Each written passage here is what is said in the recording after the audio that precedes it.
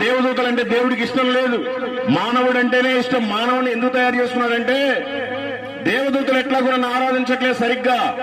మానవుడైతే నేను చెప్పినట్టు ఆరాధిస్తాడని ఆరాధన చేయడానికే మానవుడిని తయారు చేశాడు. మానవుడేమో దేవుడికి దూరం అయిపోతా ఉన్నాడు. కాబట్టి దేవుడు ఉగ్రరూపం దాల్చకుండా ఆయన ప్రేమామయుడు గనక ఈ భూమి మీదకి మానవ రూపంలో ఆయనే వచ్చాడు. ఏ కోడిని కోస్తేనే పాపం పోదు, ఏ మేకను కోస్తేనే పాపం పోదు, ఏ పొట్టేల్ని కోచి రక్తం చిందిస్తేనే పాపం పోదు.